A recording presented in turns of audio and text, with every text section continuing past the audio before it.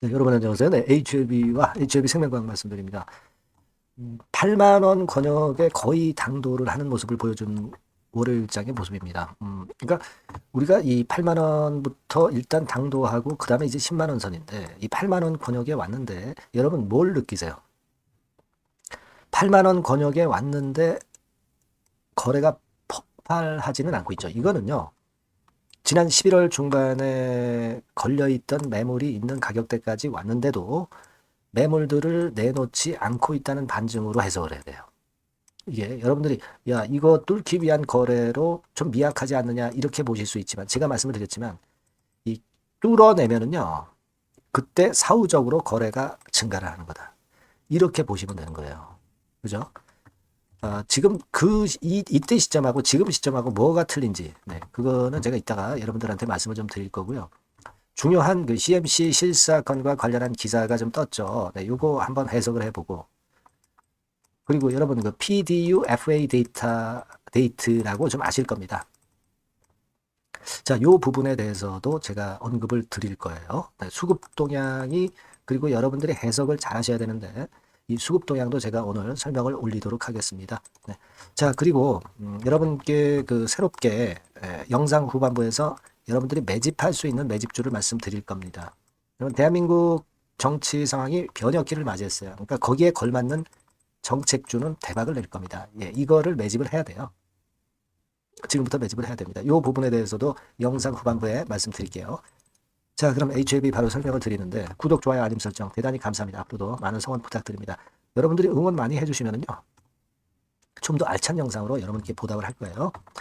자, HLB 서두에 제가 말씀을 드렸는데 이 8만 원 권역에서 매물이 아직 안 나와요. 이때 이만큼 거래가 됐는데 지금 보면은 그러면 그 소심한 매물들은 여기서 내릴 때 또 털렸다고 봐야 되겠죠. 네. 그리고 여기를 뚫을 때 어떻게 보면은 이제 이른바 그 무혈 입성이라고 아시죠? 피를 흘리지 않고 이 고가를 그냥 돌파할 수도 있어요. 무혈 입성할 수도 있습니다. 한번 꺾었다가 갈 수도 있겠지만 지금 이 상황이라면 무혈 입성도 가능할 수 있다. 거래는 나중에 터진다라고 말씀을 드렸어요. 지금 거래가 안 터진다고 해서 돌파 못한다. 그런 논리를 절대 갖지 마시고요. 근데 HLB가 상승을 했는데 좀 덜 상승한 것 같다 그런 느낌이 없지 않아 들죠? 네, 왜냐하면은 다른 그 IT 관련주나 다른 제약바이오 코로나 관련주들 이런 것들이 시세를 냈기 때문에 좀 모자란 듯한 모자라게 좀 올린 듯한 그런 느낌은 없지 않아 가지실 수 있어요. 그러나 다른 것들은 좀 일회성 테마 느낌이 강하죠. 연초에는 순환이 돌아가기 때문에 일회성 테마 느낌이 강하고 IT주 상승은 CES 2025 때문에 미리 오른 건데 이것도 이제 1월 우리나라 시간으로 1월 8일이 되면은 이제 재료 노출돼서 별볼일 없어지게 될 가능성도 높아요. 그러니까 꾸준한 화끈한 이슈를 가진 종목이 결국 그 각광을 받을 수밖에 없어요. 그죠? 화끈한 이슈를 가진 HLB 입장에서는 일회성 이슈주하고는 틀리다. 그리고 잠깐의 IT 반등과는 또 틀리다. 이렇게 보셔야 될 거라고 생각이 되고요. 자, 그쪽으로 그 강도가 좀 세다 보니까 조금은 이제 약해 보여요. 무려 2% 정도나 상승했는데도 약해 보입니다. 그죠? 상대적으로. 의식하실 필요가 없다는 점을 좀 말씀을 드리고 싶고요. 그리고 여러분 그 환율 같은 경우가 확실하게 이제 고점에서 물량이 나오면서 원달러 환율이 꺾일 가능성이 있어. 꺾이면 외인들 들어오기 시작합니다. 환차익 기대하고 들어와요. 네, 들어옵니다. 지금 뭐 IMF 때 아니다 하더라도 지난 2007, 8년 금융위기 때 환율까지 올라갔다는 게 말이 돼요? 이건 꺾이거든. 그러면 외인들이 물량을 환차익 때문에 사는 것으로 이제 바뀔 수가 있어요. 지금 외인 동향이 지난 주말부터 좀 바뀌잖아요.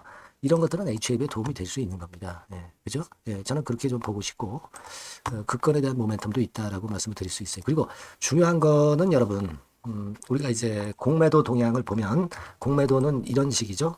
그래서 270에서 280 상간에서 놀고 있어요. 근데 이 공매도가 말이죠. 여러분 좀 이제 바뀝니다. 네, 공매도가 전산 시스템이 좀 완비가 돼서 그건에 대한 재료가 좀 있어요. 네, 그거는 우리가 유념해서 좀 봐야 됩니다. 예, 요거거든요. 공매도 전산화가 착수가 돼가지고 등록번호 발급이 돼가지고 옴짝달짝 못하게 만들 수 있습니다. 네, 이 부분도 HLB 같은 종목에 도움이 돼요. 중요한 거는 요거죠, 여러분. 리버세라님이 CMC 실사 완료가 이달이 유력하다라는 기사가 1월 6일 14시 27분에 떴는데, 자, 이거는요, 당연한 거죠. 당연한 겁니다. PDUFA 데이트가 허가를 내줘야 할 날이 3월 20일이란 말이에요. 그러니까 지금 1월 정도면은 CMC 실사가 완료가 될 거 아니겠어요? 그 얘기를 써준 겁니다. 그 얘기를 써준 거예요. 당연하다는 느낌과 더불어서 이런 건에 대한 기대가 있기 때문에 지금 현재 시세를 내는 것이다. 그럼 진회장 행보가 요즘 어떠냐? 저쪽에 가서 뭐 HLB 계열사들을 많이 사죠. 바이오스텝을 사는 그런 건의 재료도 예전에 나왔었던 거 우리가 잘 아실 거고요. 이런 부분들을 볼 때 진회장이 조금 좀 움직이기 시작했다. 그런 느낌을 없지 않아 봤습니다. 제가 볼 때는 그런 면이 좋아요. 그런 면이 좋고, 지금 현재 우리가 수급을 보면 여러분들이 이제 그렇게 생각하실 수가 있어요. 자, 외인들이 4만 천주 팔았다. 이거 아무것도 아닙니다. 아무것도 아니에요. 왜 그런 거 하니? 지금 뭐 신한 같은 경우 여러분 18,000주 매도를 했는데 가만히 한번 보세요. 파는 척하다 다시 사는 식으로 오늘 하루를 마무리를 시켰어요. 얘네들이 일별로 보면 순매수를 이어가는 거예요. 894 하면서. 그죠? PDUFA 그 데이트가 얼마 안 남은 상황에서 결국 이제 얘네들도 단타 매매 해가지고는 승산이 없거든. 그러니까 사고 팔고 하면서 물량을 늘려가는 쪽으로 신한이 지금 현재 움직인다. 저는 그걸 좀 잘 보셔야 될 거다. 네, 이런 생각을 하고 여기에서도 매물이 별로 안 나올 것 같아 지금 상황에서는. 왜냐하면 허가를 목전에 두고 있기 때문에 이때하고는 분명히 틀립니다. 틀리죠. 네. 요거 생각하셔야 된다 이거예요. 네. 그렇게 좀 말씀을 좀 드리고 싶고요. 네. 그런 부분들을 생각해보세요. 그리고 지금 여러분 한 가지 더 덧붙여서 말씀을 드리고 싶은 부분은 뭐냐면 이 비트코인 가상화폐가 좀 꺾였거든요. 그러니까 그쪽 자금이 개인들이 좋아하는 이 HLB 같은 종목으로 들어올 거예요. 비트코인은 여기 보시다시피 확실히 꺾여 있습니다. 지금 숨고르기 최소한 숨고르기 정도가 되고 있단 말이에요. 그죠? 자, 이 부분입니다. 그래서 이런 것들이 제가 볼 때는 좋아요. 그러니까 8만 원 무혈 입성해가지고 다시 보면 일봉으로 이걸로 보면은요. 결국 8만 원대 요거 지우고 8만 원대는 그냥 무혈 입성을 해서 이렇게 가든 이렇게 가든 1번이나 2번 코스로 갈 것 같고 별로 그렇게 부담을 느끼지 않을 것이고 일단 뭐 승인 이전에 일단 우리가 생각하는 일단 10만 원 언저리 근처 여기 매물 있잖아요. 여기까지 일단 또 갈 거다. 8만 원은 좀 쉽게 돌파가 될 것 같고 10만 원 그죠? 네, 그 다음에 이제 우리가 추후 상황에서 더 랠리가 이제 나타날 가능성 이런 가능성을 대비해 봐야 된다. 허가가 딱 나면 그걸로 주가가 꺾입니까? 꺾였다가도 다시 가죠. 그럴 겁니다. 과거에 유한양행 차트도 보시면 아실 거고요. 또 유한양행 같은 경우는 여러분 얘네들은 그 라이센스 아웃이잖아. 그죠? 네. 우리 그 HLB는 글로벌 빅파마가 되는 거고 영업이익률에서 잽이 안 되고 그러니까 허가를 받아도 흔들었다 다시 가죠. 적응증 많잖아. 외자 유치 들어올 거 아니야. 호재 요소들이 너무 많아. 네, 그렇게 보시면 될 것 같아요. 네, 다만 이제 지금 여러분들이 이 한국 주식판은 갑작스런 재료 때문에 항상 흔들고 그때 여러분들이 항상 소심해질 수 있어요. 지금 소심해지면 안 되는데, 그죠? 네, 그러니까 그런 부분에서 제가 여러분들한테 응원군이 돼줄 거다 이런 얘기입니다. 그러니까 여러분들 혼자 하면 참 쉽진 않아요. 같이 하십시다. 네, 아시겠죠? 그래야 여러분이 소신이 생기고 어떤 적극적인 의지를 가져갈 수 있어요. HLB라고 꼭 문자를 주셔서 정보 받고 사인 받고 소통하고 추천도 받고 이렇게 해야죠. 같이 협조해서 해야 됩니다. 저는 그렇게 보고 있어요. 꼭 업데이트 자료를 꼭 받으세요. 네, HLB라고 문자 주시면 제가 최선 다할 겁니다. 자, 그리고 제가 이 매집주를 말씀을 올린다고 그랬잖아요. 요거 말씀드릴 거니까 말씀 잘 듣고 대박 꼭 내세요. 네, 말씀드릴 종목은 바로 매집주에 대한 거예요, 여러분. 매집주라고 한다면은 모아가는 거죠. 네, 결국 이제 한 번에 사지 않고 나눠서 분할해서 매수를 해서 결정적인 기회 때 튀면 그때 대박을 먹는 종목이 바로 매집주예요. 그래서 오늘 제가 소개를 드릴 종목은 바로 이 매집주입니다. 네, 매집주기 때문에 여러분들이 투자 기간은 뭐 단타로 하는 것이 절대 아니고요. 한 1 내지 3개월 정도 보시는 게 좋아요. 네, 이게 빠르면 뭐 물론 1개월 정도에 터질 수도 있고 늦으면 뭐 3개월 뭐 이렇게 보시면 되겠고 초창기에 이제 모아가는 겁니다. 네. 그런 매집주로 이제 말씀을 드리는데 주가 자체는 한 2만 원에서 4만 원 선 정도의 적절한 가격선에 있습니다. 저가주가 뭐 매력은 있지만 여러분 리스크가 상당히 크다는 거 아실 거예요. 네, 이 정도 종목이 딱 좋습니다. 우량 중형주 정도의 자본금을 가진 그런 회사다. 이렇게 보시면 되고요. 시총은 3천억에서 한 6천억 정도 수준 적절하죠. 그리고 자본총계 역시 자본총계는 뭐예요? 자산에서 부채를 뺀 게 자본총계죠. 즉 그 회사의 재산을 얘기하는 겁니다. 재산이 어느 정도는 있어야 우리가 매집을 해서 끌고 갈 수가 있는 거죠. 1,000억에서 3억 정도니까 적정합니다. 이게 너무 커도 무겁죠. 근데 그렇진 않아요. 네. 그리고 목표 가격은 더블 가격이나 또는 세 더블, 세 배, 요 정도, 그 정도를 목표로 하는 그런 매집주를 지금 이제 설명을 드리는 거예요. 네. 이 종목이 그럼 어떻게 생겼는가?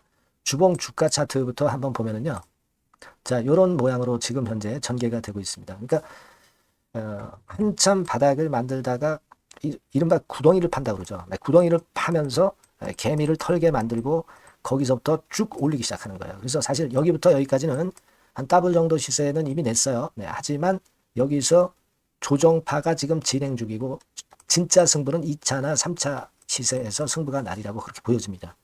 네, 그래서 이런 주봉 차트를 갖고 있는 종목이다. 요거 말씀을 좀 드렸고요. 최대 강점은 뭐냐면은 이제 해리급 정책 관련주예요. 해리급. 근데 정책 관련주라고 한다면 여러분들 어떤 걸 생각하시겠어요? 지금 차기 대선을 여러분들이 생각 안 할 수가 없죠. 네, 그 정책이 제일 강력한 정책이란 말이에요. 정책 이슈란 말이에요. 뭐 사실 여러분들 잘 아시겠지만 인물 해석 관련주들이 대부분 다 움직였어요. 그러나 정책 관련주는 지금 현재 움직이지 않고 있고 이게 뜨면은 더 클 겁니다. 정책 관련주의 이점은요.